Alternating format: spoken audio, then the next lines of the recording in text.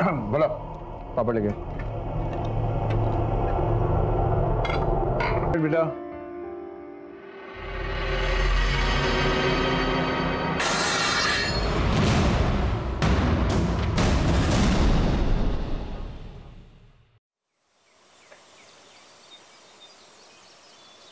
हीना, अरे क्या गाना सुन रही है? चल जल्दी से तैयार हो जा, लड़के वाले आते ही होंगे।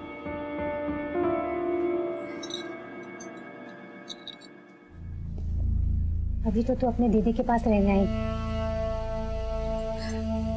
और अभी शादी करके चली जाएगी। ठीक है, तू जल्दी से तैयार हो जा, जल्दी से आ जाना, ठीक है?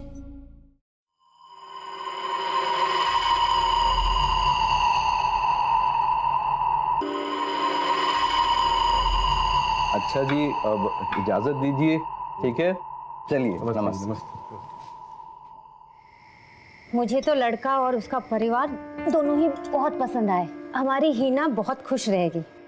देखो शोभा, हिना सिर्फ 20 साल की है अभी इसे पढ़ने दो, कुछ करने दो, फिर सही समय आने पर वो शादी भी कर लेगी। इतनी जल्दी क्या है? तो क्या उसे सारी जिंदगी घर में ही बिठा के रखना है? देखो ऐसा है, उसके अच्छे बुरे का पता है मुझे। तुम एक काम करो, लड़के वाले को सुबह मना कर दो।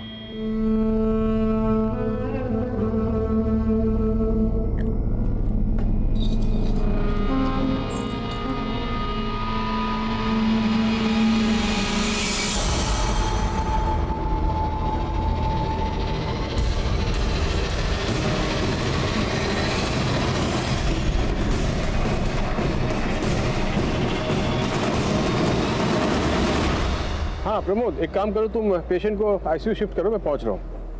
नहीं, नथिंग टू वरी, मैं पहुंच रहा हूँ। ठीक है शोभा, इधर आओ।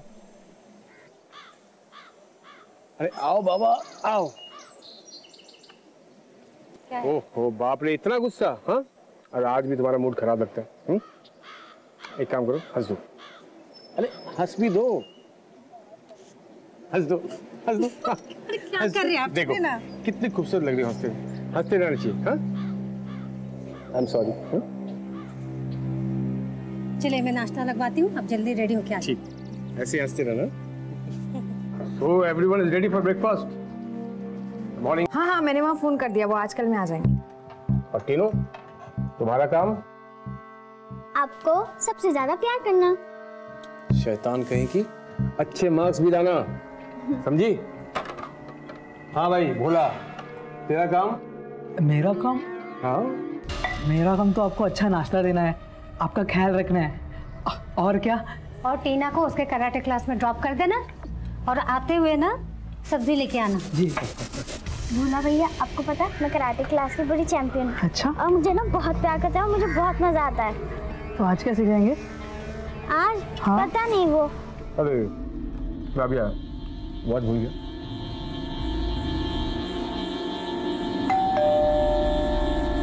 तू नाश्ता कर, शायद बिजली विभाग वाले लोग आए होंगे, मैं देखती हूँ।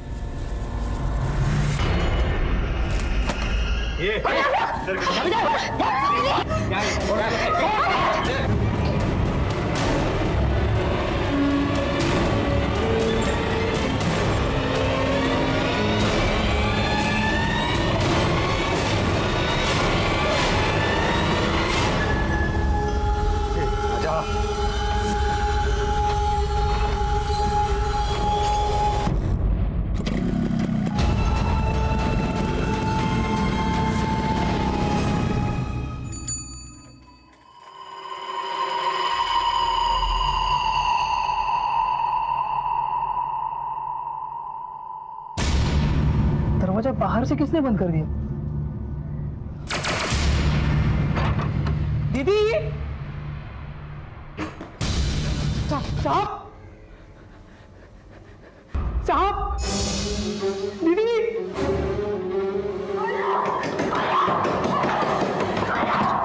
दीदी! बोलो पुलिस को फोन कर।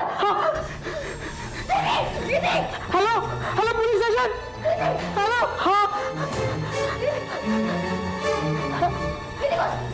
अभी को चोट लगी, बहुत से ठोक लगी।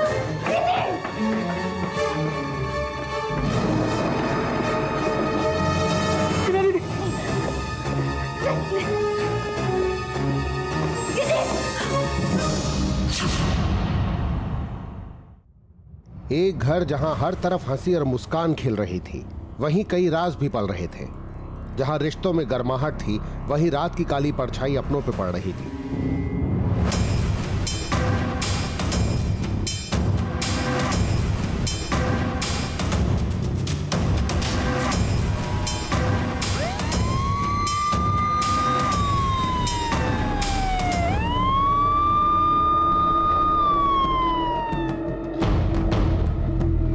सर, ये डॉक्टर अमित कुलश्रेष्ठा जबलपुर के बहुत बड़े डॉक्टर थे। पिछले महीने हुई वारदात की तरह ये भी लूटपाट का ही मामला लग रहा है सर। जिस वक्त हमला हुआ उस वक्त घर पे डॉक्टर अमित कुलश्रेष्ठा, उनकी पत्नी शोभा कुलश्रेष्ठा, उनकी साली हिना परिहारी थी। उनकी छोटी बच्ची भी है सर, टीना, लेकिन उस वक्त वो घर पे नहीं थी। घर का नौकर है भोला, उस वक्त वो भी नहीं था। घटना घटने के बाद भोला घर के अंदर आया, ये सब कुछ देखा और उसने ही हमें कॉल किया था। सर, घर वालों का कहना है कि 2 लोग जबरदस्ती आए, घर में घुसे और डॉक्टर अमित पर हमला किया। 2.5 लाख रुपए कैश लिए, गहने लिए और फरार हो गए।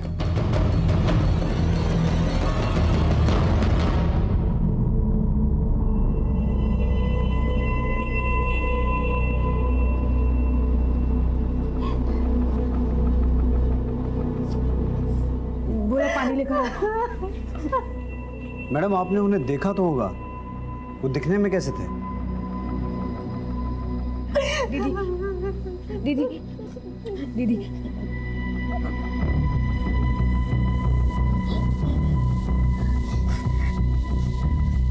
पता नहीं सर, उन लोगों ने हेलमेट पहना हुआ था, काला चश्मा था आंखों में और बाकी चेहरा गमछे से ढका हुआ था। मेरे सामने आपने बिना देखे ऐसे कैसे दरवाजा खोल दिया? सर, हमारे घर में कुछ दिनों से मीटर में कुछ प्रॉब्लम आ रही थी, तो हमने बिजली विभाग में फोन करके कुछ लोगों को बुलाया था। मुझे लगा वही लोग हैं, इसलिए मैंने पीप होल से देखे हुए नहीं दरवाजा खोल दिया। और जैसे मैंने दरवाजा खोला उसने मुझे धक्का दिया और दीदी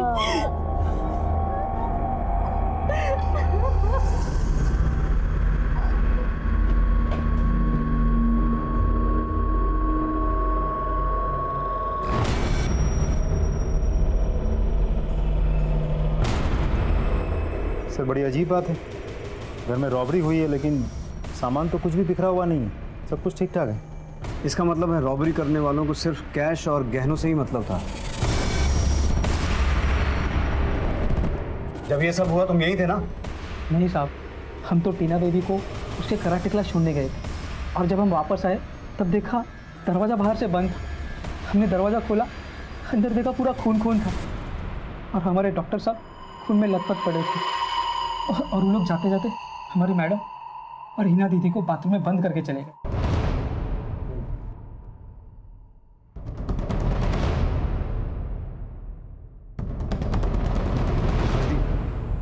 सिर्फ लूट के लिए इनकी बॉडी पर इतने वार क्यों किए गए? सर, वार भी तो नौसिखिए तरीके से किया गया है। उनकी साली का कहना है कि चाकू को ऐसे ऊपर से पकड़ के 13 से 14 वार किए गए थे। लेकिन मारने के लिए तो 3-4 वार काफ़ी होता है। Right sir. मुझे ये मामला दुश्मनी या नफरत का लगता है, या फिर जिस किसी ने इस लूट को अंजाम दिया है उसकी ये पहली लूट थी। एनीवेज, पोस्टमार्टम रिपोर्ट से काफ़ी कुछ क्लियर हो जाएगा। आओ।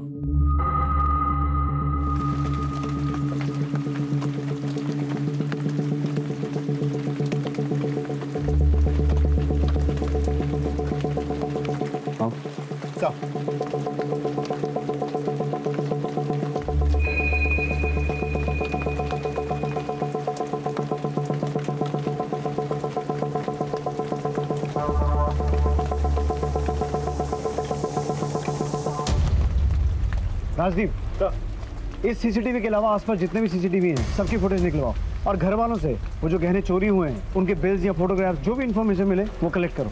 और सर, पिछले महीने भी इस इलाके में जो लूटपाट की घटना घटी थी उसके लुटेरे अभी तक पकड़े नहीं गए। उस केस की फाइल को इसके साथ मैच करके देखो, शायद कोई क्लू हाथ लगे। Right sir.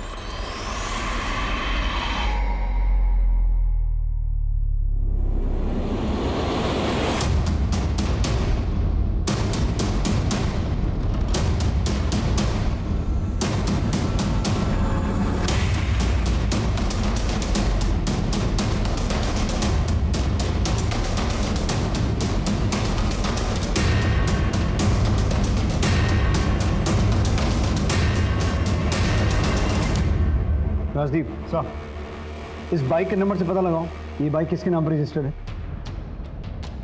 और इस दूसरे क्लिप में जो पान वाला नजर आ रहा है उससे कुछ इन्फॉर्मेशन निकालो। Okay sir. सर, ये उन चोरी हुए गहनों के फोटोज।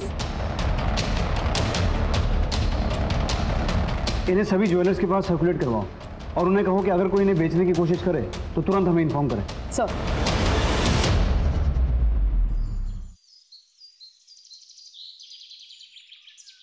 सर, उस पान वाले ने जो डिस्क्रिप्शन दिया था उसके हिसाब से हमने ये स्केच बनवाया। ये आदमी उनमें से नहीं है जिन्होंने पिछले महीने की लूट की वारदात को अंजाम दिया था। ये देखो। हाँ सर, ये तो अलग आदमी है। और इसकी हाइट लगभग 5'8", 5'9" के आसपास होनी चाहिए, जबकि पिछली लूट में शामिल इन लोगों की हाइट 5'5" के करीब थी। तो सर ऐसा भी तो हो सकता है कि उसी ग्रुप के बाकी के लोग हो सकता है। इसे सभी पुलिस स्टेशन में सर्कुलेट करवाओ। जी सर। सर, वो लोग जो बाइक लेकर आए थे वो किसी सुनील जोशी का नाम पर रजिस्टर है। सुनील जोशी? बुलाओ सर। सर। आओ। सर, यही है सुनील जोशी। तुम्हारी हाइट कितनी है? सर 5'8". क्यों? बैठो, तसल्ली से बात करते हैं। ये बाइक तुम्हारी है ना? सर नंबर तो सेम है सर, लेकिन बाइक मेरी नहीं है। 21 जून को तुम कहाँ थे? सर मैं ऑफिस में ही था। आप चाहे तो इंक्वायरी कर लीजिए सर। और मेरी बाइक भी ऑफिस की पार्किंग में खड़ी थी। ठीक है, जा सकते हो। Thank you sir. सर, आपने इसे जाने क्यों दिया? सिर्फ बाइक का नंबर सेम होने से उसे पुलिस का मेहमान नहीं बना सकते हैं, लेकिन जो लड़के इस सीसीटीवी फुटेज में दिखाई दे रहे हैं उनकी हाइट भी 5'8", 5'9" के आसपास की थी। इसके ऑफिस से कंफर्म करो ये सही बोल रहा है कि नहीं। सर।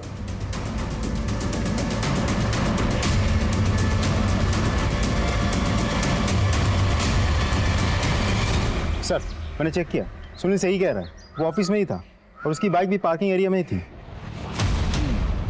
यानी कि वो जो कोई भी है ये बात अच्छी तरह से जानता था कि डॉक्टर अमित के घर में कैश और ज्वेलरी है और घर वालों ने बिजली विभाग में शिकायत की हुई है। कहीं ये काम किसी जान पहचान वाले का तो नहीं है?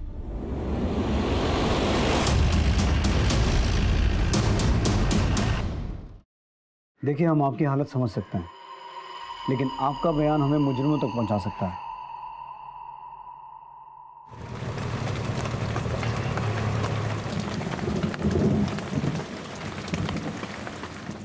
इसलिए हमारा चाची,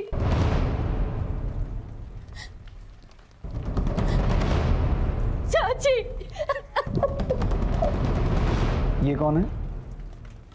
ये मेरी भतीजी प्रिया है सर, अहमदाबाद में रहती। क्या ये हम बैठ सकते? जरूर।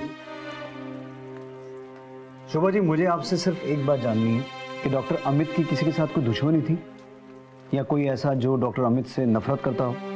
मुझे मालूम नहीं सर। किसी भी तरह की दुश्मनी, कोई झगड़ा, अनबन? नहीं सर, डॉक्टर साहब बहुत ही अच्छे इंसान थे। उनकी किसी से कोई दुश्मनी नहीं थी सर। वो तो ऐसे इंसान थे जो हमेशा दूसरों की मदद के लिए खड़े रहते थे सर। जैसे कि आपने कहा कि वो लोग आपके घर से 2.5 लाख नकदी लेकर गए, आप लोग हमेशा ही इतने पैसे घर पे रखते थे? नहीं सर, डॉक्टर साहब इतना सारा कैश कभी नहीं रखते थे। वो तो लोन का पैसा था जो उनको किसी को देना था। किसको देना था? डॉक्टर साहब की पहली पत्नी बिंदु को। उनको देने के लिए उन्होंने पर्सनल लोन लिया था सर। पहली पत्नी? जी सर। डॉक्टर साहब और मेरी जब शादी हुई थी तो वो तलाकशुदा थी, लेकिन डॉक्टर साहब और बिंदु की बिल्कुल बनती नहीं थी सर। लेकिन ये 7 साल पहले की बात है सर। तो आपको क्या लगता है बिंदु कुछ कर सकती है? मुझे नहीं पता सर, लेकिन कुछ दिन पहले पैसों के लिए बहुत बड़ा झगड़ा हुआ था। कैसे समझाऊं इंजेक्शन? और जोर जोर से हंस लो। बहुत हंसी आ रही है ना, मेरी जिंदगी बर्बाद करके। चलो निकलो यहाँ से, मुझे इनसे कुछ बात करनी है। 1 मिनट शोभा। बिंदु, शोभा मेरी पत्नी है। तुम्हें जो कुछ भी कहना है इसके सामने कहो। ठीक है, मुझे पैसे चाहिए।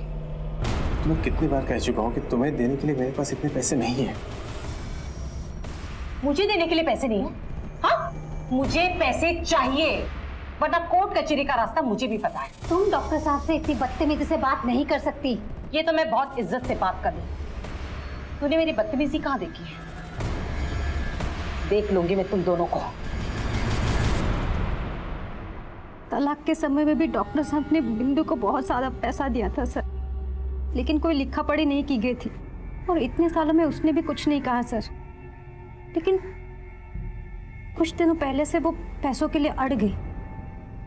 वो ब्लैकमेल करने लगी, धमकियां देने लगी सर। एक नंबर की कमी नहीं है वो शुभ।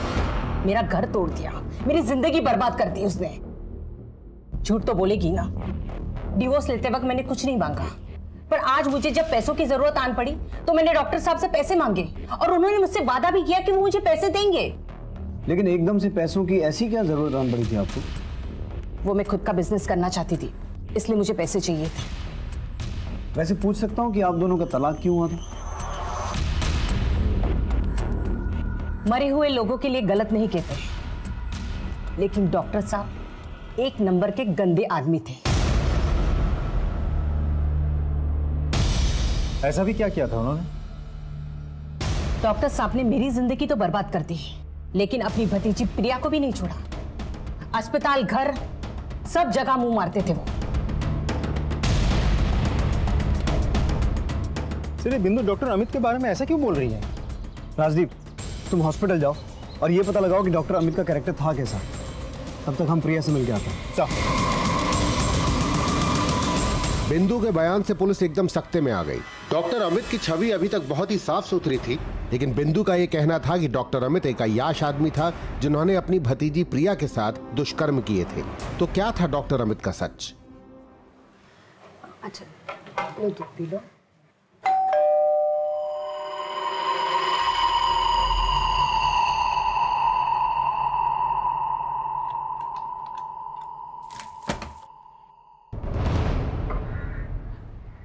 दीदी, डॉक्टर अमित कैसे इंसान थे? उनके साथ कभी भी किसी का कोई गलत संबंध रहा हो या उन्होंने अपने पद का कभी गलत फायदा उठाने की कोशिश की हो? नहीं सर, डॉक्टर साहब तो बहुत अच्छे इंसान थे। उन्होंने तो कभी किसी का बुरा ही नहीं किया था। बिंदु जी ने हमें बताया कि डॉक्टर अमित का कैरेक्टर ठीक नहीं था। उनके अलग अलग लड़कियों के साथ रिलेशंस थे। सर मेरे दोनों बच्चों को पढ़ाई का खर्चा उन्होंने उठाया। कोई कैसे ऐसे आदमी के बारे में बुरा सोच सकता है सर? उनका तो ये भी कहना है कि डॉक्टर अमित का आपकी भतीजी प्रिया के साथ भी नाजायज संबंध है। नीच औरत है सर।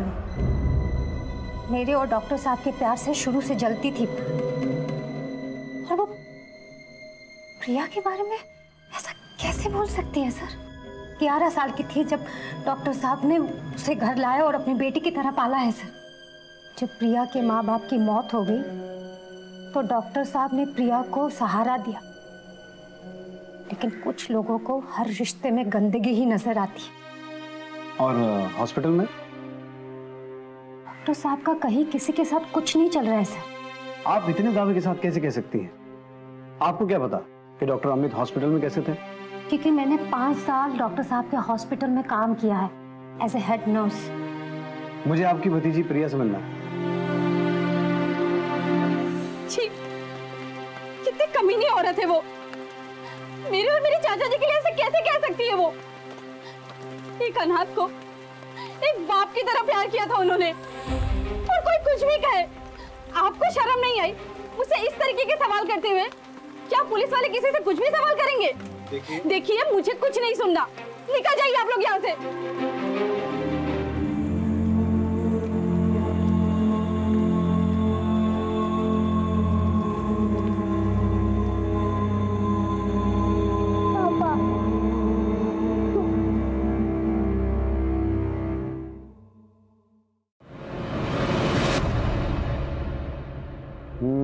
बेटा इस बार रानी तो मेरी होगी, इस बार नहीं जाने दूंगा मैं। ए, टीना, नहीं नहीं पापा मेरी रानी नहीं नहीं तुम्हारी cheater, you are cheater, you are cheater. नहीं इधर इधर आ। रानी तुम्हारे पास है और मेरी गुड़िया रानी मेरे पास है। पापा पापा मिस यू पापा। पापा आ जाओ ना पापा। पापा पापा प्लीज पापा। पापा पापा प्लीज बच्चे चुप हो जाओ। मौजी मौजी मौजी बाबा नीरो चुप हो जाओ प्लीज प्लीज, सब ठीक हो जाएगा, चुप हो जाओ प्लीज, लो पी लो। पापा पापा पापा पापा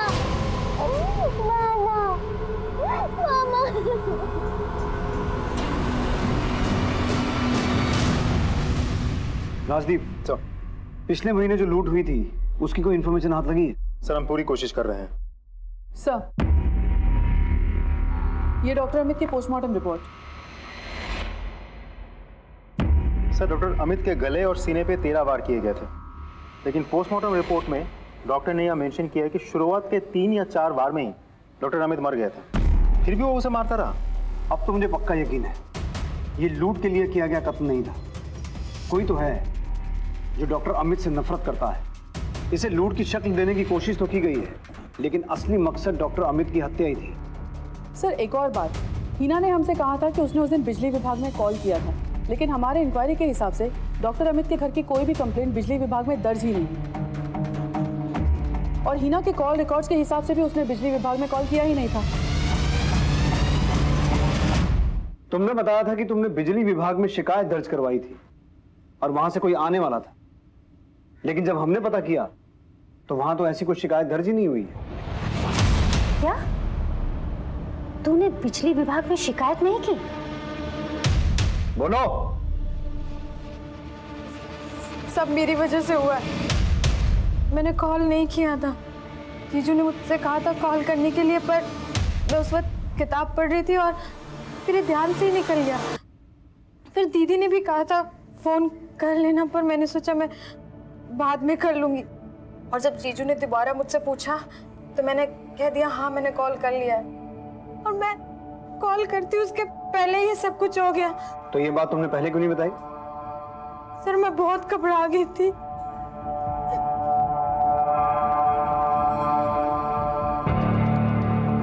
सर आपको हिना के बात पर यकीन है? जेन्युइन मिस्टेक थी। कई बार लोग बाग काम को टाल देते हैं, लेकिन जिस किसी ने किया है वो ये बात अच्छे तरीके से जानता था कि डॉक्टर अमित ने बिजली डिपार्टमेंट के लोगों को घर बुलाया है, और वो ये भी जानता था कि डॉक्टर अमित को लोन के पैसे मिलने वाले थे।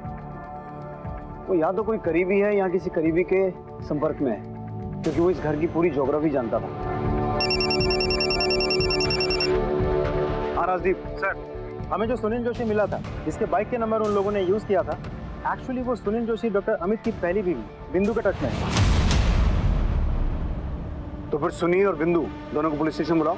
सर हाँ, हम जानते हैं एक दूसरे को। तो तुम दोनों सिर्फ एक दूसरे को जानते नहीं हो, तुम्हारा अफेयर चल रहा है। क्या बकवास है ये? कोई सबूत है आपके पास? ये तुम दोनों के कॉल रिकॉर्ड्स, कैसे रात रात भर तुम दोनों एक दूसरे से बातें करते हो, और जिस रात बातें नहीं कर रहे होते हो उस रात तुम दोनों का मोबाइल एक ही एरिया में एक्टिव होता है। इसके अलावा और भी सबूत लाके दे सकते हैं। हाँ, हमारा अफेयर चल रहा है। मेरा डिवोर्स हो चुका है, तो मैं कुछ भी कर सकती हूँ, लेकिन डॉक्टर साहब के कत्ल से हमारा क्या लेना देना? लेना देना है बाइक का सेम नंबर होना, डॉक्टर अमित के घर में 2.5 लाख रुपए कैश का होना, और वो पैसा आपको चाहिए था। साथ ही साथ लाखों की ज्वेलरी की लूट हुई है, और जिस तरीके से डॉक्टर अमित का कत्ल हुआ है ना, वो बदले की भावना की ओर इशारा करता है। और आप तो डॉक्टर अमित से काफी नफरत करती थी ना, और वो पैसा आपको अपने बिजनेस के लिए नहीं, सुनील के बिजनेस के लिए चाहिए था। इसलिए जैसे ही आपको पता चला कि डॉक्टर अमित के घर में लोन का पैसा आ गया है, आपने दिन दहाड़े उनके घर में घुसकर उनका कत्ल किया, और साथ ही साथ वो कैश और वो ज्वेलरी लूट ली। डॉक्टर अमित को मैं क्यों मारूंगी जब वो खुशी से मुझे पैसे देने के लिए तैयार थे? बिंदु जी, ये भी तो हो सकता है कि उन्होंने आपको टालने के लिए पहले हाँ बोल दी हो और बाद में उनका मन बदल गया, और जब आपको ये बात पता चली तो आपने गुस्से में आकर ना सिर्फ उनका कत्ल किया, बल्कि वो कैश और ज्वेलरी लेकर वहां से फरार हो गए। मैंने सब कुछ नहीं किया, और ये बकवास अपने पास रखी, समझे? इंस्पेक्टर साहब, आप बिना किसी सबूत के इन्हें हाथ नहीं लगा सकते। हम क्या क्या कर सकते हैं आपको अंदाजा भी नहीं है। ठीक है, पहले सबूत लेके आइए, बाद में जो करना है वो कीजिए। चलिए। सर, जब आपको पहले से डाउट था कि सुनील और बिंदु ने ये सब कुछ किया होगा, तो आपने उन्हें जाने क्यों दिया? सर, रिमांड में लेते सारा सच उगल देता। राजदीप, तुमने कभी शतरंज खेली है? जी सर। शतरंज के खेल में अक्सर हमारी नज़र वजीर, घोड़े, हाथी और ऊंट पर होती है, लेकिन अगर सामने वाला खिलाड़ी शातिर है तो वो इसी बात का फायदा उठाकर अपने प्यादों से ही चेकमेट दे देता है। तो मेरी नज़र उस वजीर पर नहीं बल्कि उन प्यादों पर है जिन्होंने बिसात बिछाई है। समझा सर? जिस किसी ने डॉक्टर अमित का मर्डर किया है वो सुनील और बिंदु के संबंध के बारे में बहुत अच्छे से जानता था।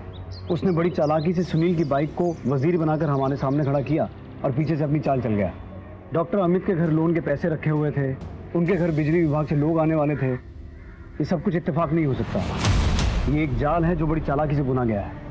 सर मैंने चोरी की ज्वेलरी की सारी पिक्चर्स सारे सुनार में डिस्ट्रीब्यूट कर दी थी इनकेस कोई उसे बेचने आए। तो आज जबलपुर के बाहर के एक शॉप से मुझे कॉल आया है, कल कोई वहाँ इस ईयरिंग सेट को बेचने गया था।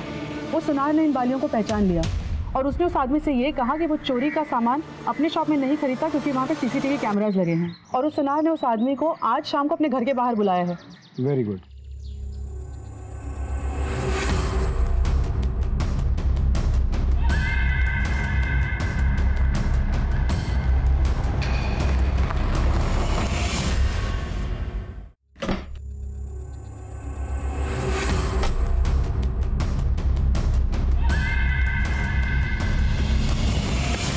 पैसे तो मिल जाएंगे, पहले बाकी के गहने कहाँ वो।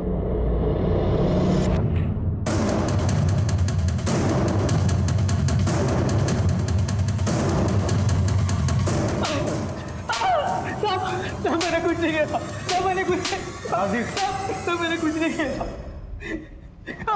बोल, सच बोल। बता रहा हूँ सब। उस दिन जब कांड हुआ तो हिना दीदी ने कहा पुलिस को फोन कर।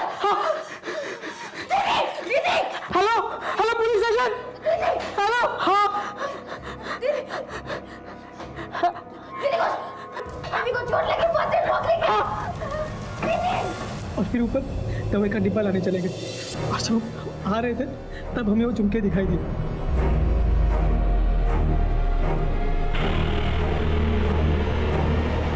साहब हमें झुमके इन सब के कमरे में मिले। हमने 3-4 दिन इंतजार, जब लगा पुलिस को पता नहीं चलेगा तो ये शहर के बाहर लेके आए बेचने के लिए। साहब हमारी माँ को गांव में पैसों की बहुत ज़रूरत थी साहब। झूठ बोलता है, डॉक्टर अमित को तूने ही मारा है? नहीं साहब, हमने नहीं मारा है उनको साहब। अगर तूने नहीं मारा तो उस घर में ऐसा कौन है दूसरा जिसे उस घर की हिस्ट्री ज्योग्राफी से पता है? साहब वो हिना दीदी का एक दोस्त है, बॉयफ्रेंड साहब, वो घर में छुप के आता था साहब, उसी ने मारा होगा।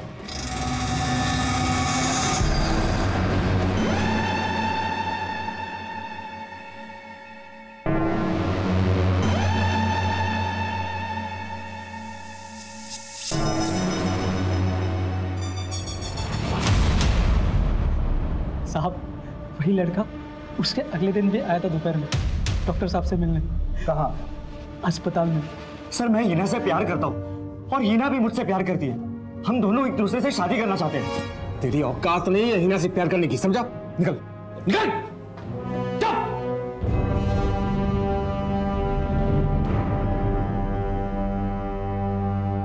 उसके अगले दिन तो पूरा कांड हो गया। लेकिन हॉस्पिटल में तो हमें इस झगड़े के बारे में किसी ने कुछ नहीं बताया। साहब जब ये झगड़ा हुआ तब डॉक्टर साहब के केबिन में मेरे सिवा और कोई नहीं था। तो तू अभी तक चुप क्यों बैठा था? साहब हमें तो लगा डाका पड़ा है, पर आप लोग हमें उठा रहे, इसलिए जो देखा सब बता दिया साहब। जरा इस हिना की कॉल रिकॉर्ड चेक करो। साहब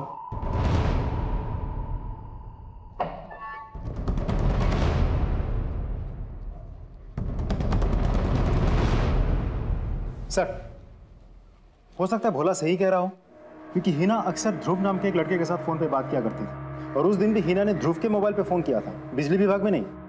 और जिस दिन डॉक्टर अमित के घर पे हमला हुआ उस दिन इस ध्रुव के मोबाइल की लोकेशन डॉक्टर अमित के घर का ही है। सर आप बताएंगे हिना को यहाँ क्यों बुलाया है? हम कुछ नहीं बताएंगे, अब जो भी बताएगी वो हिना बताएगी। बोलो हिना। 21 जून को तुमने बिजली विभाग में फोन नहीं किया था, बल्कि तुमने किसी और को फोन करके अपने घर बुलाया था। किसे फोन किया था?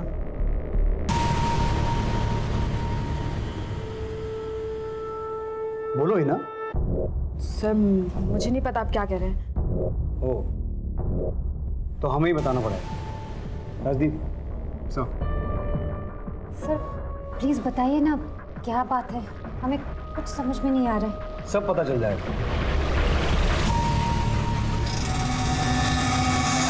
ध्रुव, ये कौन है सर?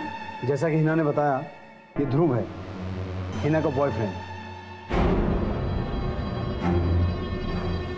21 जून को हिना ने ध्रुव को फोन करके अपने घर बुलाया था। यार तेरा जीजू तो मेरी मानने वाला है नहीं, ऊपर से मुझे बेइज्जत करके भी निकाल दिया।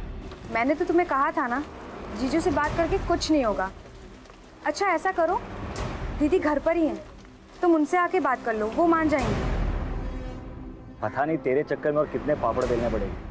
थी वो, मैंने ध्रुव को घर पे बुलाने के लिए कॉल किया था, आपसे मिलवाने के लिए, पर मुझे पता नहीं था कि उस दिन सेकंड सैटरडे जीजू हॉस्पिटल लेट जाएंगे और ये सब हो गया। जी सर, मैं हिना की जीजू से बात करने के लिए हॉस्पिटल गया था, जहां डॉक्टर अमित ने धक्के मार के तुझे अपने कैबिन से बाहर निकाल दिया। जी बिल्कुल। तो तुझे गुस्सा तो आया होगा? आया था सर, पर उतना भी नहीं जितना कि आप लोग सोच रहे हैं। सर अगर आपको ये लगता है कि गुस्से में आके मैंने उनका मर्डर किया तो आप गलत है। सर मैं सिर्फ हिना से शादी करना चाहता था, इसलिए उसकी बहन को मिलना मैं उसके घर गया था, बस।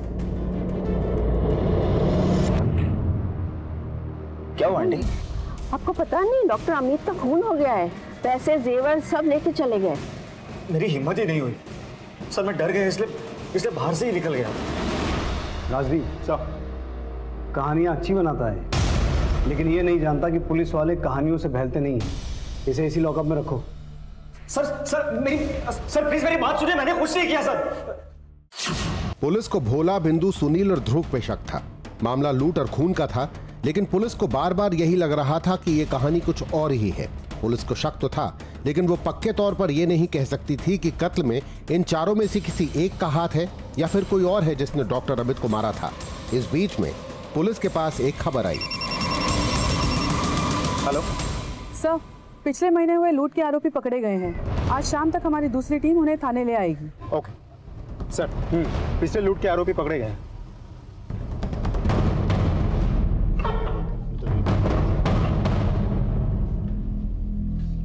21 जून की दोपहर गीता कॉलोनी जबलपुर में एक डाका डाला गया था, ठीक उसी तरीके से जैसा तुमने 1 महीने पहले डाला था। इन लोगों ने भी हेलमेट पहने हुए थे, सनग्लासेस चढ़ाए हुए थे और चेहरे पे गमछा बांधा हुआ था। जी नहीं साहब, उस लूट में लोगों ने हमें मार मार के हमारा हेलमेट तोड़ दिया और हमारा चेहरा देख लिया। स्केच देखो, तुम्हारे ग्रुप का आदमी है ये? जी नहीं साहब, ये मेरे गिरोह का नहीं है। हम कैसे मानने कि तू सच बोल रहा है? हो सकता है तो अपने साथी को बचाने की कोशिश कर रहा। जी नहीं साहब, हम उस लूट के बाद जबलपुर से बाहर चले गए थे और रायपुर में हम अंडरग्राउंड हो गए। सर, हमने अपनी पूछताछ में वेरीफाई किया है, ये सही कह रहा है। Suspect number 1 Sunil Joshi. Doctor Amit के घर जो लूट हुई थी और उस लूट में जो बाइक इस्तेमाल हुई थी, उस बाइक का नंबर इसकी बाइक से मैच करता है। सस्पेक्ट नंबर 2 बिंदु, इसे डॉक्टर अमित से लोन के पैसे चाहिए थे। सस्पेक्ट नंबर 3 भोला, ये सोने के झुमके बेचता हुआ पकड़ा गया। राजदीप, एक ही तरह की 2 वारदातें हुई हैं और दोनों का मोडस ऑपरेंडी ऑलमोस्ट सेम है। पिछले महीने जो वारदात हुई थी उसके दोनों एक्यूज्ड हमारी हिरासत में हैं, लेकिन उनका कहना है कि डॉक्टर अमित के घर जिन लोगों ने वो वारदात को अंजाम दिया वो इनके गैंग के नहीं है, और जिन लोगों ने डॉक्टर अमित के घर हुई लूट को अंजाम दिया था वो पान वाले से डॉक्टर अमित के घर का एड्रेस पूछ रहे थे। आखिर ये माजरा क्या है? तुम बाइक लाए हो? Yes sir. चलो।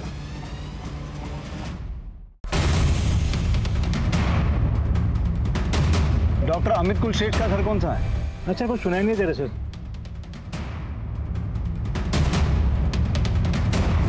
डॉक्टर अमित कुलश्रेष्ठ का घर कौन सा है? आगे।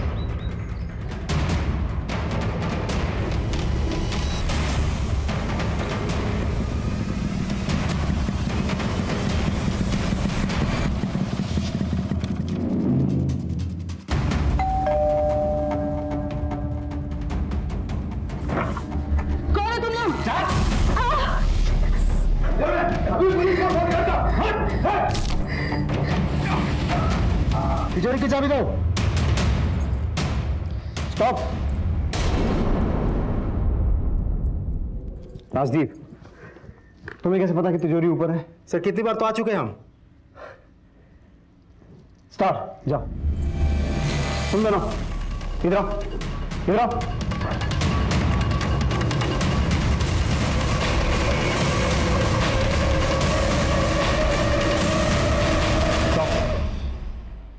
राजदीप, तुम्हें कैसे पता कि कौन सी चाबी है?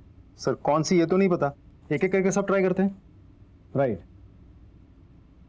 इस तिजोरी को फोरेंसिक जांच के लिए भिजवाओ और ये पता लगवाओ कि क्या इस तिजोरी को बार बार गलत चाबी लगा के खोलने की कोशिश की गई थी। So continue.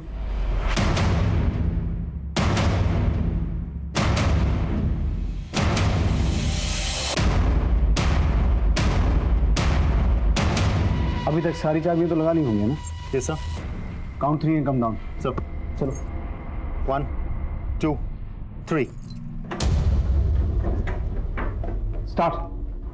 तुम अंदर चलो, अंदर चलो दोनों। मैं नहीं जाऊंगी। अंदर जाओ। मैं नहीं जाऊंगी। चलो। Stop. Sorry to bother you, लेकिन ये रिक्रिएशन हमारे लिए बहुत जरूरी था। Thank you. आ जाओ।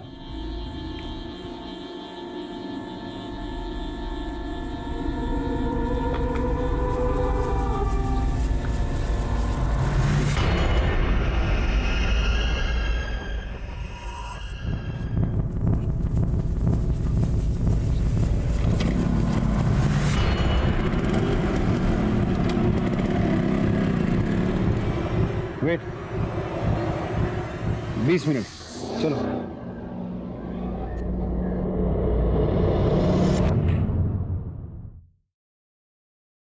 सर तिजोरी की फॉरेंसिक रिपोर्ट आ गई है।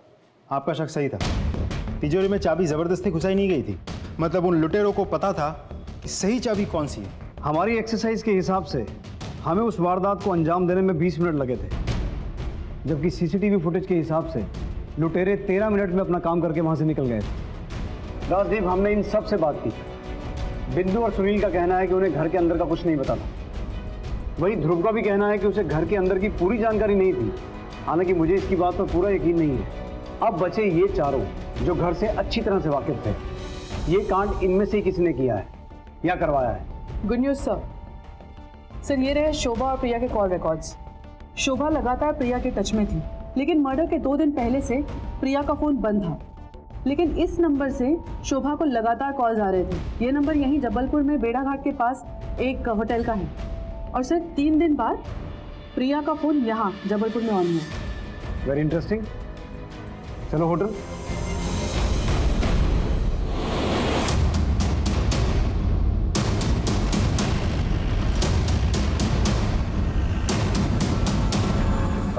Excuse me.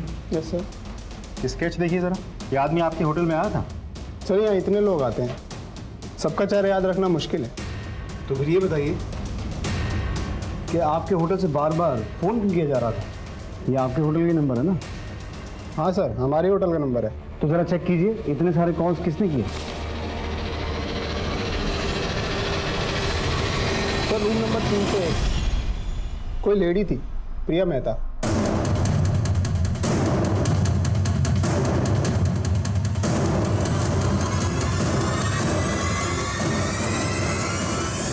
अब शुरू करो, मुझे ये कहानी शुरू से सुननी है। सर अमित 1 नंबर का अय्याश आदमी था। शादी से पहले जब अस्पताल में एक 16-17 साल की लड़की 3 बार अबॉर्शन के लिए आई थी, लेकिन शादी के बाद मुझे पता चला कि वो लड़की कोई और नहीं, उस नीच आदमी की सगी भतीजी थी, प्रिया। जब मैं 11 साल की थी तो मेरे माँ बाप गुजर गए थे और चाचा जी मुझे अपने साथ लेकर आ गए।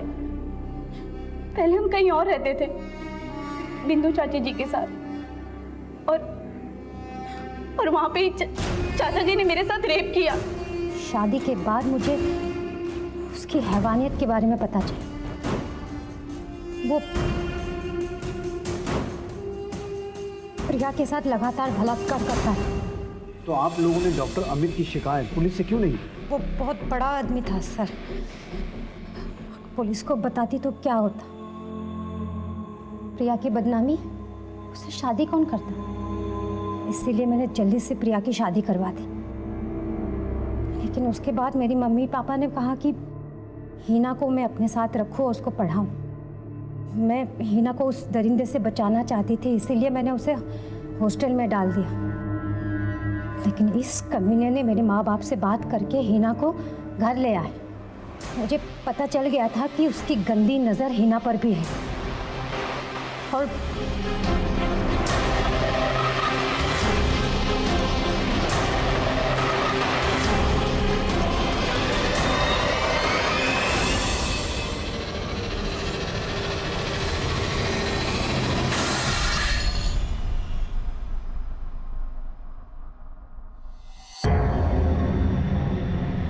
शोभा चाची ने मुझे कॉल करके बताया कि चाचा जी की बुरी नज़र अब हीना के ऊपर है, इसीलिए मैंने सारी बात अपने पति को बता दी और उन्होंने अपनी 2 दोस्तों के साथ मिलकर उस दरिंदे को मार दिया। मुझे कोई दुख नहीं है उसको मारने का, लेकिन आपने उन्हें मारकर ना सिर्फ अपनी प्रिया की बल्कि अपनी बेटी की भी जिंदगी बर्बाद कर दी। शोभा और प्रिया के बयान पे पुलिस ने उन दोनों अपराधियों दिलीप शर्मा और मनोज कुमार, जिन्होंने डॉक्टर अमित का खून किया था, को अपनी हिरासत में ले लिया और अब शोभा और प्रिया भी सलाखों के पीछे थे।